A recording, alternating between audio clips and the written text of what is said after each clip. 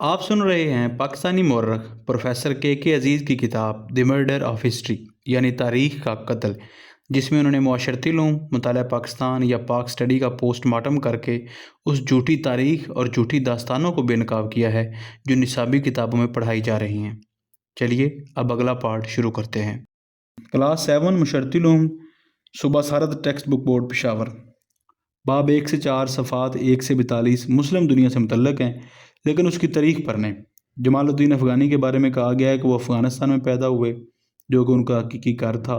ہندوستانی مسلمانوں کی تاریخ کے لیے صرف 4 صفحات 35 سے 38 مختص کیے گئے ہیں، اور وہ بھی محمد علی جناح، اقبال اور جناح پر 3 مضامین کی شکل میں ہیں۔ محمد علی کے بارے میں کانگریس میں ان کے کیریئر کا کوئی حوالہ نہیں دیا گیا۔ اقبال کے بارے میں بتایا گیا کہ انہوں نے انگلینڈ سے وکالت اور فلسفہ میں ڈاکٹریٹ کی ڈگریاں حاصل کیں، اور یہ کہ 1930 میں انہوں نے ایک علیحدہ اسلامی ریاست کا مطالبہ کیا۔ جناح کے بارے میں ہمیں بتایا گیا ہے کہ 16 سال کی عمر میں وہ انگلینڈ گئے تاکہ قانون کی ڈگری حاصل کر سکیں، اور یہ کہ ان کی صدارت میں مسلم لیگ نے 1940 میں بھارت کے مسلمانوں کے لیے علیحدہ وطن کا مطالبہ کیا۔ ان تمام غلطیوں کی تصحیح چیپٹر 2 میں کی گئی ہے۔ اب آگے بڑھتے ہیں۔ معاشرتی علوم، شیخ سراج الدین اینڈ سنز، لاہور، مارچ 1999۔ پہلے 4 ابواب میں جو کہ صفحات 1 سے 34 پر مشتمل ہیں، سرحد ٹیکسٹ بک بورڈ کی شائع کردہ کتاب کی ترتیب، تنظیم، عنوانات اور مواد کی پیروی کرتے ہیں، لیکن 2 اضافی غلطیاں کرتے ہیں۔ محمد علی جناح نے اپنی اعلیٰ تعلیم آکسفورڈ میں حاصل کی، جس کے نتیجے میں انہیں آنرز کی ڈگری دی گئی۔ دوسری غلطی ہے، انگلینڈ میں اقبال اور سید امیر علی کے ساتھ مل کر لندن مسلم لیگ کی تنظیم کی۔ لندن مسلم لیگ کے بارے میں مزید معلومات کے لیے بھی آپ چیپٹر 2 دیکھیں۔ اب آگے بڑھتے ہیں۔ معاشرتی علوم، سندھ ٹیکسٹ بک بورڈ، فروری 1999۔ اس میں درج کچھ اہم سٹیٹمنٹس یہ ہیں۔ سید جمال الدین افغانی 1838 میں افغانستان کے گاؤں سادات میں پیدا ہوئے۔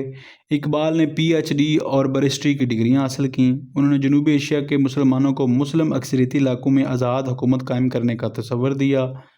مارچ 1940 میں مسلم لیگ نے اپنے تاریخی قرارداد میں ایک علیحدہ آزاد اسلامی حکومت کا مطالبہ کیا۔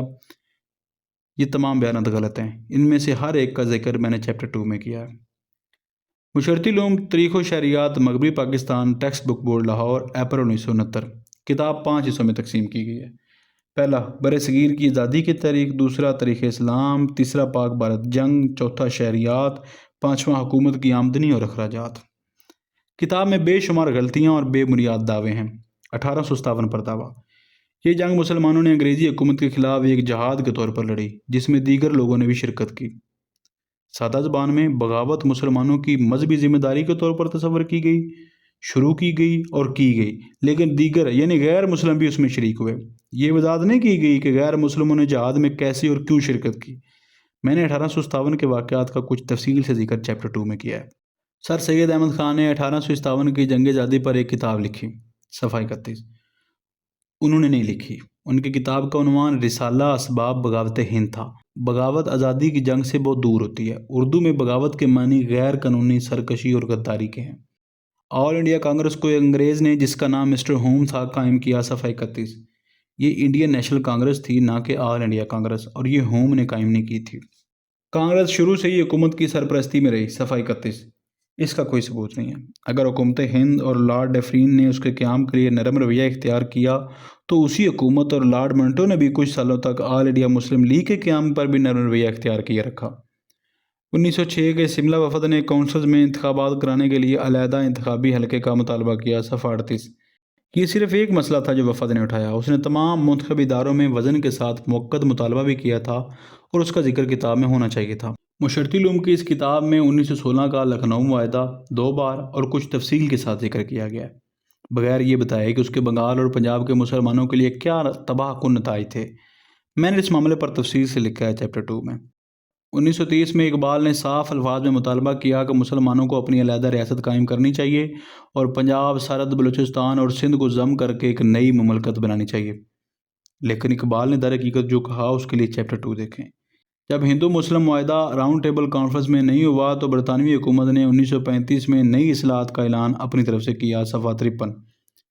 یہ پیشکش 1935 کے گورنمنٹ آف انڈیا ایکٹ کے قیام کے بارے میں بے وقوفی سے متاثر ہے۔ 1932 کا کمیونل ایوارڈ صرف اسی وجہ سے دیا گیا تھا کہ ہندو اور مسلمان نمائندے مرکزی اور صوبائی قانون ساز اسمبلیوں میں ہر کمیونٹی کے لیے نشستوں کی مقدار پر متفق نہیں ہو سکے تھے۔ یہ اصلاحات ایک طویل عمل کے نتیجے میں آئیں، جس میں تحقیقات، اعلیٰ سطحی بات چیت، مذاکرات، خیالات کا تبادلہ اور 1928 میں سائمن کمیشن کے ہندوستانی دوروں سے لے کر 1933 میں بھارتی آئینی اصلاحات کے مشترکہ منتخب کمیٹی کے مباحثوں تک شامل تھے۔ ان تمام سالوں کے دوران ہندوستانی رہنما برطانوی حکومت کے ساتھ قریبی رابطے میں رہے۔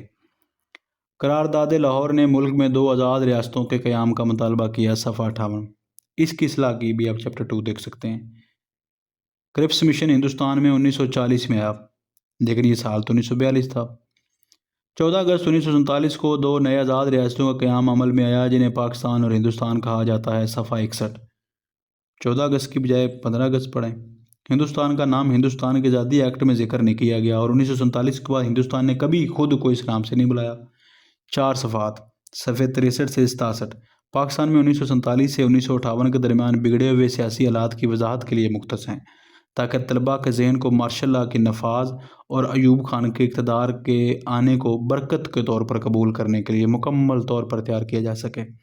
1960 میں ایوب خان ملک کے صدر منتخب ہوئے، اور اس واقعے کے ساتھ ہی ملک میں جمہوریت بحال ہو گئی۔ پھر ایوب نے ملک کی خدمت ایسی شاندار طریقے سے کی کہ انہیں 1965 میں دوبارہ منتخب کیا گیا، صفحہ 68۔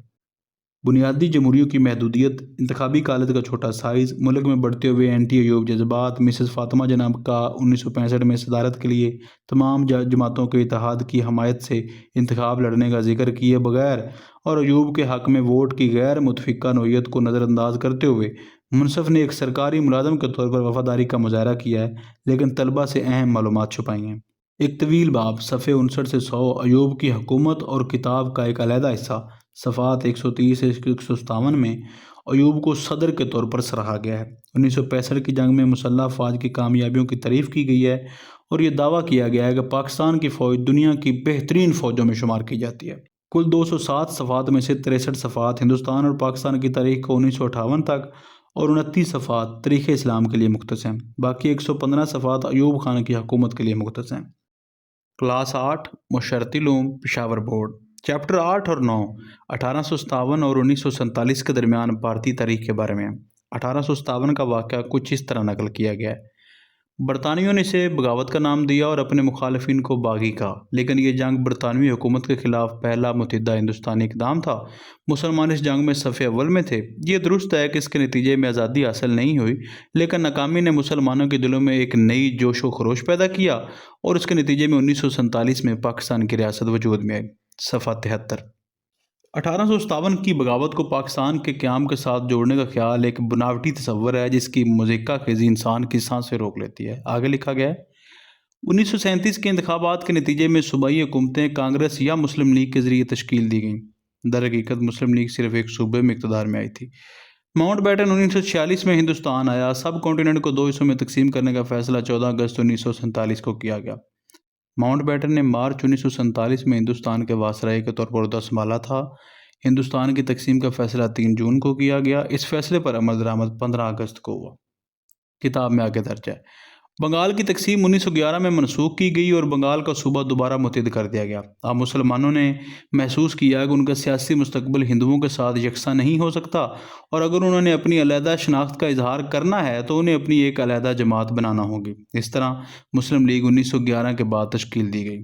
1930 میں اقبال نے ایک علیحدہ مسلم ریاست کے قیام کی تجویز پیش کی۔ الہ آباد میں اقبال نے جو خطاب کیا، اس کے بعد اقبال صرف 8 سال زندہ رہے۔ اس دوران انہوں نے اپنی شاعری، تقاریر اور ذاتی خط و کتابت کے ذریعے ایسی علیحدہ مملکت کے قیام کے حق میں ایک شاندار مہم چلائی کہ 23 مارچ 1940 کی قرارداد پاکستان شمال مغربی اور شمال مشرقی علاقوں میں مسلم اکثریتی آبادی کے لیے ایک آزاد حکومت اور ایک آزاد مملکت کے قیام کا مطالبہ کرتی ہے، صفحہ 83۔ 1971 میں پاکستان کے ٹوٹنے کے بارے میں معاشرتی علوم کی اس کتاب میں لکھا ہے، قائد اعظم کی وفات کے بعد پاکستان میں کئی سیاسی تبدیلیاں آئیں۔ داخلی اور خارجی دشمنوں نے اسے نقصان پہنچانے کے لیے ہر ممکن طریقہ استعمال کیا۔ ان دشمنیوں اور سازشوں کے نتیجے میں 1971 میں مشرقی پاکستان ہم سے علیحدہ ہو گیا، صفحہ 86۔ یہی کچھ پنجاب بورڈ کی معاشرتی علوم میں بھی لکھا گیا۔ 1971 کے ٹوٹنے، اقبال اور قرارداد لاہور کے بارے میں تفصیلی اور حقیقی معلومات کے لیے چیپٹر 2 دیکھیں۔ اب آگے بڑھتے ہیں۔ معاشرتی علوم سندھ نصاب بورڈ جام شروع مئی 1999 لکھا ہے، جناح کی وفات کے بعد پاکستان میں کئی سیاسی تبدیلیاں آئیں، داخلی اور خارجی دشمنوں نے ہر ممکن طریقے سے ملک کو نقصان پہنچانے کی کوشش کی اور ان سازشوں کے نتیجے میں 1971 میں مشرقی پاکستان ہم سے علیحدہ ہو گیا۔ لیکن اب پاکستان اتنا مضبوط بن چکا ہے کہ اسلامی ممالک اسے اسلام کا قلعہ سمجھتے ہیں اور انشاءاللہ جلد پاکستان دنیا کے اعلیٰ درجے کے ممالک میں شمار کیا جائے گا۔ صفحہ 92۔ آخری جملے میں پاکستان کے اسلام کا قلعہ ہونے کا بیان اگرچہ کسی تیسرے درجے کی سیاسی جماعت یا عوامی پلیٹ فارم سے دیا جائے تو یہ پھر بھی توہین آمیز ہوگا یا مزاحیہ ہوگا، لیکن یہ تو 3 پروفیسروں کی جانب سے لکھی ہوئی ایک نصابی کتاب میں درج ہے۔ غصہ تو آتا ہے، فرض کرتے ہوئے کہ پروفیسرز اس دعوے کی پاکیزگی پر یقین رکھتے ہیں، کیا وہ یہ بھی جانتے ہیں کہ یہ حقیقت کے طور پر پڑھنے والوں کے درمیان منظور ہو جائے گا؟ کیا قارئین اس کتاب کے بیانات پر یقین کریں گے یا وہ اپنے ارد گرد ہونے والے حالات کو دیکھ کر اپنے تجربات پر یقین کریں گے؟ کیا پروفیسرز انہیں بتا رہے ہیں کہ بدعنوانی، دھوکہ دہی، دہشت گردی، استحصال، منشیات کی سمگلنگ، عصمت دری اور لوٹ مار اسلامی فضائل ہیں؟ کلاس 9 اور 10 کتاب متاع پاکستان، ادارہ تعلیم پنجاب اور پشاور، نصاب بورڈ کے لیے۔ کتاب میں 2 چیپٹر تاریخ سے متعلق ہیں، اسلامی معاشرت جنوب ایشیا میں اور پاکستان کا قیام۔ آخری چیپٹر میں درج ذیل سٹیٹمنٹس ہیں۔ جب 1947 میں آزادی کا اعلان ہوا تو ہندو اور سکھوں نے ہندوستان میں مسلمانوں کا بے دھڑک قتل عام شروع کر دیا۔ صفحہ 40۔ پاکستان میں ہونے والے دنگوں کا کوئی ذکر نہیں کیا گیا۔ کتاب کے باقی حصے میں موجود بیانات بھی یکسر طور پر گمراہ کن ہیں۔ 1971 میں پاکستان کی تقسیم کو 7 سطروں میں یوں خلاصہ کیا گیا: چونکہ بڑی جماعتوں کے درمیان آئینی مسئلے پر سنجیدہ اختلافات تھے، پہلی اسمبلی کا اجلاس طلب نہیں کیا جا سکا۔ جب اختلافات سنگین ہو گئے اور مشرقی پاکستان کی صورتحال قابو سے باہر ہو گئی تو مارشل لا کی حکومت نے وہاں فوجی کارروائی کی، جس کے نتیجے میں سول وار کی صورتحال پیدا ہوئی۔ اس حالت کا فائدہ اٹھاتے ہوئے بھارت نے پاکستان کے خلاف فوجی کارروائی شروع کی۔ دونوں ممالک کے درمیان جنگ کے نتیجے میں پاکستانی فوج کو 16 دسمبر 1971 کو ہتھیار ڈالنا پڑا اور مشرقی پاکستان سے علیحدہ ہو کر بنگلہ دیش بن گیا۔ صفحہ 51۔ پاکستان کی تقسیم کے بارے میں مزید جاننے کے لیے آپ چیپٹر 2 دیکھیں، جہاں پہ میں نے مکمل تفصیل بتائی ہے۔ 1977 کے کو کی تفصیل اور جواز 4 سطروں میں بیان کیا گیا۔ پاکستان نیشنل الائنس نے نئے انتخابات کے حق میں ایک تحریک شروع کی جو بتدریج تحریک نظام مصطفیٰ میں تبدیل ہو گئی۔ حکومت اور اپوزیشن کے درمیان تفصیلی اور طویل مذاکرات کا آغاز ہوا، لیکن جب ان سے کوئی مثبت نتیجہ نہ نکلا اور امن و امان کی حالت بگڑ گئی تو مسلح افواج نے جنرل محمد ضیاء الحق کی قیادت میں 5 جولائی 1977 کو اقتدار سنبھالا۔ صفحہ 54 اور 55۔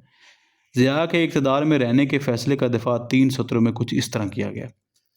یہ اعلان کیا گیا کہ انتخابات 90 دنوں کے اندر ہوں گے اور عوام کے نمائندوں کو اقتدار سونپ دیا جائے گا، لیکن 90 دنوں کے اندر ہونے والے انتخابات ناگزیر وجوہات کی بنا پر ملتوی کر دیے گئے۔ صفحہ 55۔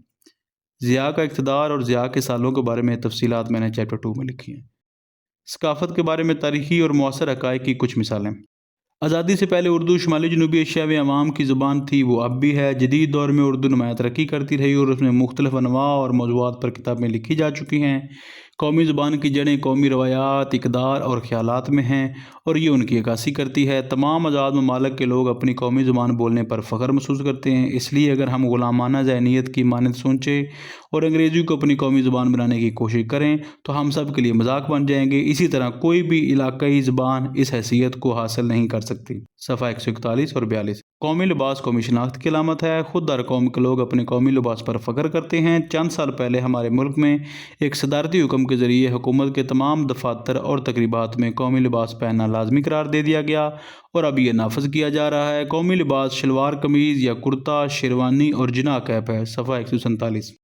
اب مطالعہ Pakistan Punjab text book board Lahore, March 1999۔ Hindustan میں مسلم حکمرانی کو 5 صفحات میں بیان کیا گیا ہے، صفحہ 13 سے 9 میں، اور ہمیں بتایا گیا ہے کہ بر صغیر میں مسلم حکام نے اپنے انتظامی نظام کو اسلامی اصولوں پر بنایا اور اسی وجہ سے ان کی حکمرانی غیر مسلم حکمرانوں کی حکمرانی سے زیادہ مقبول تھی۔ صفحہ 9-10 کہ لوگوں نے ہندوستان میں مسلم طرز زندگی کو اپنے لباس اور کھانے میں اپنایا، کہ برطانوی برصغیر میں تجارت کے لیے آئے لیکن انہوں نے طاقت اور چالاکی کے طریقے اپنائے۔ 1857 کی جنگ آزادی کی ناکامی کے بعد مسلم حکمرانی کا دور ختم ہو گیا۔ صفحہ 13 کیا ہندوستان کے ہندو غیر ملکی مسلم حملہ آوروں کی حکمرانی کو اپنے ہم مذہبوں کی حکمرانی پر ترجیح دیتے تھے؟ کیا محمود غزنوی ان کا ہیرو تھا؟ جہاں تک مسلم حکمرانی کی اسلامی نوعیت کا تعلق ہے، کیا اکبر کی انتظامیہ شریعت پر مبنی تھی؟ ثقافتی معاملات میں ہندوؤں نے نہ تو مسلم لباس اپنایا اور نہ ہی مسلم کھانا۔ हिंदू शलवार नहीं पहनते थे और ना ही गाय का गोश्त खाते थे। 1906 से 1947 के दौर के लिए 20 सफ़ात मुक़स्सद किए गए और यहाँ हमें इल्म मालूमात के दर्ज ज़ैर जौहर मिलते हैं। ज़रा पढ़ते हैं। 1937 में कांग्रेस ने इंतखाब में इत्तेफाक से कामयाबी हासिल की। सफ़ा 21। ये एक वाज़ेह झूठ है। मैं 1937 के इंतखाबात के नताइज की तफसीलात चैप्टर 2 में लिखता हूँ। 1947 में बरतानवी वज़ीर-ए-आज़म लॉर्ड एटली थे। सफ़ा 26। 1947 में बरतानवी वज़ीर-ए-आज़म मिस्टर एटली थे। प्रोफेसरों का कोई कानूनी हक़ नहीं कि वो एक आम आदमी को लॉर्ड का खिताब दें। ये बरतानवी बादशाह के इख्तियार में है। उन्हें यह भी हक़ नहीं कि वो एटली को कई साल बाद एक अर्ल के तौर पर पेशगोई करें। ये खुदा का इख्तियार है। पाकिस्तान के क़याम के बाद हिंदुओं और सिखों ने मशरक़ी पाकिस्तान में मुसलमानों के लिए एक क़यामत का दिन बनाया। सफ़ा 27। क्या मुसलमानों ने मगरबी पंजाब और सिंध में हिंदुओं और सिखों के लिए ऐसा ही क़यामत का दिन नहीं बनाया था? बड़े पैमाने पर पहली फ़िरका वाराना कत्ल-ए-आम रावलपिंडी में हुई और ये मुसलमानों के हाथों हुई। सिख इसके मुतासरीन थे। पंजाब ने कौमी जदोजहद में अहम किरदार अदा किया। इब्तदाई में कुछ मुस्लिम रहनुमा ज़ाती मफाद की खातर मुस्लिम लीग से दूर रहे और बरतानियों के साथ अपने तल्लुकात की वजह से यूनियनिस्ट पार्टी में शामिल हुए और पाकिस्तान के क़याम की मुखालफत की। लेकिन पंजाब की अवाम ने पाकिस्तान के मुतालबे की मुकम्मल हमायत की, जिसके नतीजे में ये यूनियनिस्ट रहनुमा अपने ख्यालात बदलने पर मजबूर हुए। सफ़ा 29। आगे मुल्क की तकसीम पर यह लिखा गया है। फ़ौजी हुकूमत या याह्या खान ने दिसंबर 1970 में पहले आम इंतखाबात मुनक्कद किए ताकि मुंतखब नुमाइंदे मुल्क के लिए एक नया आइन तैयार करें।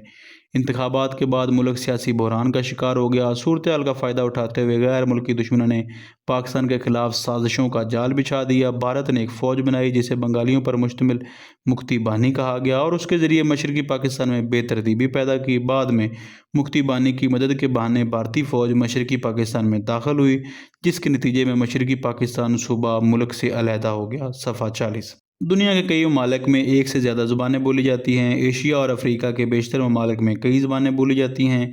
किसी मुल्क में बोली जाने वाली तमाम ज़ुबानें उसकी सकाफ़त का हिस्सा होती हैं, लेकिन उनमें से एक ज़ुबान कौमी राब्ते के मकासद के लिए इस्तेमाल होती है। उस ज़ुबान को कौमी ज़ुबान कहा जाता है। सफ़ा 110। उर्दू की एक नुमायाँ खसूसियत यह है कि यह दीगर ज़ुबानों के अल्फाज को अपने अंदर मौसर तरीके से जज़ब करती है। सफ़ा 111। उर्दू के हक़ में किए गए बेबुनियाद दावों के बारे में मज़ीद मालूमात के लिए चैप्टर 2 देखें। आगे बढ़ते हैं। मुतालिया पाकिस्तान सिंध टेक्स्ट बोर्ड जाम शोरो 1977 के coup के बारे में लिखा है। बढ़ती हुई सियासी बेतरतीबी के पेश नज़र 5 जुलाई 1970 को जनरल मोहम्मद ज़िया-उल हक़ आर्मी के सरबराह ने मुल्क में मार्शल लॉ नाफिज किया और हुकूमत की बागडोर संभाल ली। पंजाबी ज़ुबान के बारे में लिखा है। 20वीं सदी के आगाज़ में पंजाबी ज़ुबान में नावल, ड्रामा और कहानी लिखना शुरू हुआ। उसी वक्त पंजाबी सहाफ़त का आगाज़ भी हुआ। उसके बाद पंजाबी ज़ुबान में आर्ट, फ़लसफ़ा, तारीख़, लसानियात, मईशत, जुग़राफ़िया, तिब, कानून वगैरह जैसे नए मौज़ूआत पर लिखने का रुझान शुरू हुआ और आज इस ज़ुबान में शायाशुदा और गैर शायाशुदा शाहकारों का एक बड़ा मजमुआ मौजूद है। सफ़ा 117-18।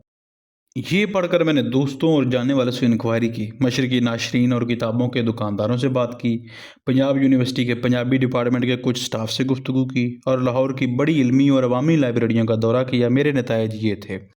अदबी तख्लीक़ात का इंतहाई मामूली मजमुआ मौजूद है। उसके अलावा इस ज़बान में कुछ भी नहीं मिल सका। मुझे मईशत, फ़लसफ़ा, तिब, कानून या जुग़राफ़िया पर पंजाबी में कुछ भी नहीं मिला। बड़ा मजमुआ सिंधी प्रोफेसरों की ज़रख़ेज़ तख़य्युल में मौजूद है।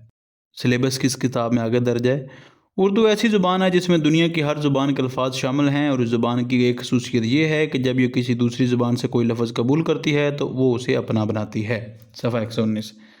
पाकिस्तान का कौमी लिबास बहुत सादा और ख़ूबसूरत है। मर्द शलवार कमीज़ या कुर्ता, शेरवानी और टोपी या पगड़ी पहनते हैं। ख़वातीन आम तौर पर शलवार कमीज़ और दुपट्टा पहनती हैं। सफ़ा 122। मुतालिया पाकिस्तान सवालात व जवाबात। ये 9वीं जमात के तलबा के लिए एक मददगार किताब या गाइड बुक है। इसमें सैयद अब्दुल गफ़ार गर्देज़ी पब्लिशर की जानिब से एक नोट शामिल है, जिसमें मुसन्नफ़ को इस्लाम के अहले कलम, सहाफ़ी और शायर कहा गया है, जिन पर मुल्क को फ़ख्र है। चंद स्टेटमेंट्स। सर सैयद अहमद ख़ान ने 1878 में मुसलमानों के लिए अलीगढ़ में एक स्कूल कायम किया। सफ़ा 33। सैयद अमीर अली ने कलकत्ता में महमूदन एसोसिएशन कायम की। सफ़ा 35। शिमला डिपुटेशन ने मुतालबा किया कि मुसलमानों को नए काउंसिल में अपनी तादाद के मुताबिक नुमाइंदगी दी जाए। उसमें वज़नदार नुमाइंदगी का कोई जिक्र नहीं। सफ़ा 39। MAO स्कूल अलीगढ़ 24 मई 1875 को खुला, ना कि 1878 में, और सैयद अमीर अली की पार्टी का नाम सेंट्रल नेशनल मोहम्मदन एसोसिएशन था। ملک میں آئین کی تشکیل میں تاخیر کی کیا وضاحت ہے؟ ہمارے ملک کے سیاستدان اس کی وجوہات کو اچھی طرح جانتے ہیں۔ پاکستان کے قیام کے فوراً بعد ایک سازشوں کا جال بچھ گیا اور خود غرض عناصر اپنے مفادات کے پیچھے لگ گئے۔ صفحہ 60۔ کیا جناح اور ان کے ساتھی جو تحریک پاکستان میں شامل تھے وہ بھی اس سازش کا حصہ تھے؟ محمد بن قاسم کے آنے سے جنوبی ایشیا کا اسلامی دور شروع ہوا اور یہ تقریباً 1000 سال تک جاری رہا، یعنی 1857 کی جنگ آزادی تک۔ محمد بن قاسم نے 712 میں جنوبی ایشیا پر قبضہ نہیں کیا بلکہ ان کا صرف ایک چھوٹا حصہ فتح کیا، اور ان کے اور محمود غزنوی کے پنجاب میں اقتدار کے قیام کے درمیان تقریباً 300 سال کا وقفہ ہے۔ 712 سے ہندوستان میں مسلم حکمرانی کو تاریخ کے اعتبار سے بری جغرافیہ اور بدتر تاریخ سمجھا جاتا ہے۔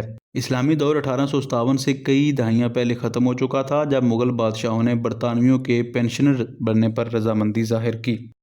پاکستان اسلامی بنیادوں پر قائم کیا گیا، لہذا ملک کی ثقافت قدرتی طور پر اسلامی اقدار پر مبنی ہے، لیکن یہ دیکھ کر افسوس ہوتا ہے کہ ملک میں اب بھی ایک ایسا طبقہ موجود ہے جو مغربی طرز زندگی اپنا رہا ہے اور اسلامی طرز زندگی اختیار کرنے سے گریز کر رہا ہے۔ ایسے لوگوں کو صرف نادان کہا جا سکتا ہے۔ صفحہ 145۔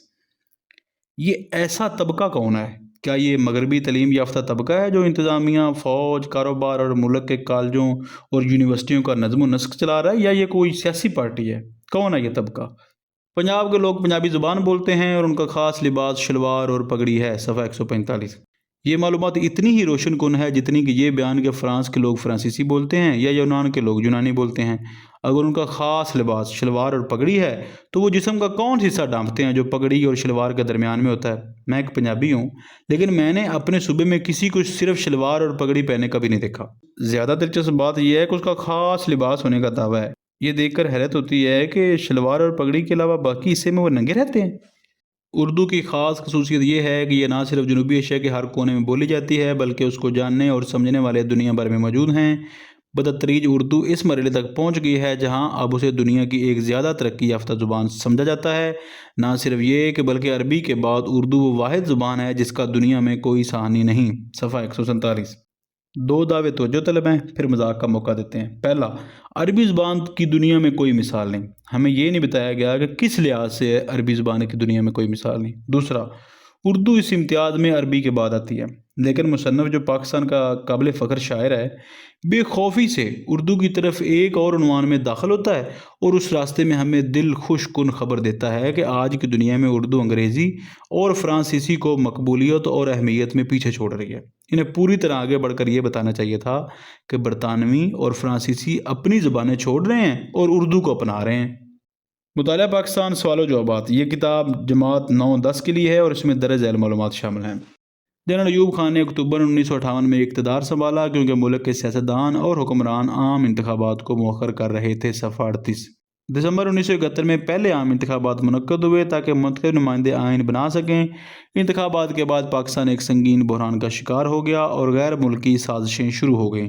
اس بے ترتیبی کی حالت میں دسمبر 1971 میں مشرقی پاکستان کا سقوط ہوا۔ صفحہ 39۔ ایوب خان نے ملک کے پہلے عام انتخابات کے قریب حکومت کا تختہ الٹ دیا۔ ایوب نے اپنا اختیار بطور صدر ریاست کس قانون یا آئینی شق کے تحت آرمی کے کمانڈر ان چیف کو منتقل کیا؟ مشرقی پاکستان کا سقوط ایک افراتفری میں نہیں ہوا، یہ اس وجہ سے ہوا کہ تمام بنگالی پاکستانی پاکستان سے تنگ آ چکے تھے۔ پاکستان کی فوج انتہائی ظالمانہ طریقے سے حکومت کر رہی تھی اور پاکستان کی مسلح افواج بھارت کا تو شکست کھا گئی۔ افراتفری ایک بہت کمزور لفظ ہے جو ہار، رسوائی، انتشار، خانہ جنگی اور قومی آفت کے معنی کے لیے بہت ناکافی ہے۔ اردو ہماری ثقافتی ورثے کا حصہ ہے۔ اردو وہ واحد زبان ہے جو پشاور سے رسما کماری تک بولی جاتی ہے۔ اردو عربی، انگریزی اور سنسکرت سے پرانی نہیں، لیکن اس میں دوسری زبانوں سے الفاظ قبول کرنے کی منفرد صلاحیت ہے۔ صفحہ 106۔ میں نے اردو کے بارے میں ان کہانیوں پر اپنے پچھلے نوٹ میں بھی کچھ بحث کی ہے اور اسے دوبارہ میں نے چیپٹر 2 میں بھی تفصیل سے بیان کیا ہے۔ یہاں میں صرف ایک سوال پوچھتا ہوں، کیا اردو بلوچ، سندھی، پٹھان اور یہاں تک کہ پنجابیوں کی ثقافتی ورثے کا حصہ ہے؟ محمد انعام الدین اس معاشرتی علوم کے مصنف کیوں یہ حقیقت قبول نہیں کر سکتے کہ کراچی کی اردو بولنے والی آبادی پورے پاکستان کی نمائندگی نہیں کرتی؟